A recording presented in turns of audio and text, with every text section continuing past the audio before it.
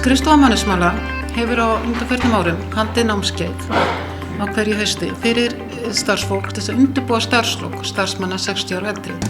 Ég held að það sé mjög gott bara fyrir mann þegar mann er farin að huga starfslokum að fara á svona námskeið, kynna sér aðeins hlutina og búa sér bara undir það að fara fljótlega að kannski hætta að vinna.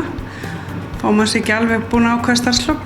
Við sendum bréf til allra starfsmanna 65 ára eldri og bjóðum þáttöku á námskeiði sem að þeir sem geta svo valið hvort þeir taki þátt í eða ekki. Það fjallað heilsusamlegt líferni, ýmsa praktíska hluti, svo sem hvað gerist þegar maður hættir að vinna og hvað við þurfum að passa upp á.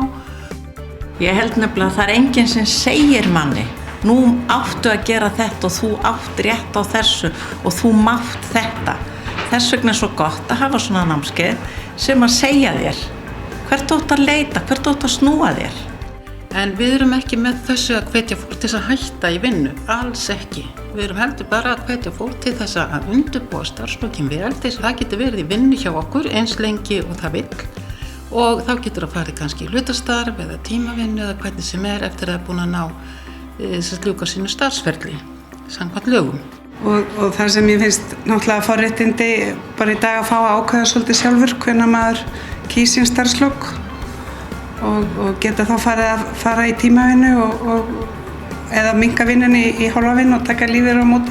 Það er mér það alveg nauðsynlegt og það sérstaklega geta leyft sér það að fara í minni vinnu til að svona aðeins að stökkja sig ekki eins mikið frá því að fara úr 100% vinnu og bara allt í einu niður í 0.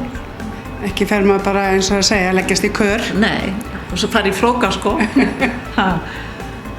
Þú veist aldrei hvað þú gerir, það er bara hvað býðst og þá þú stekkur á það sem þér líst vel á.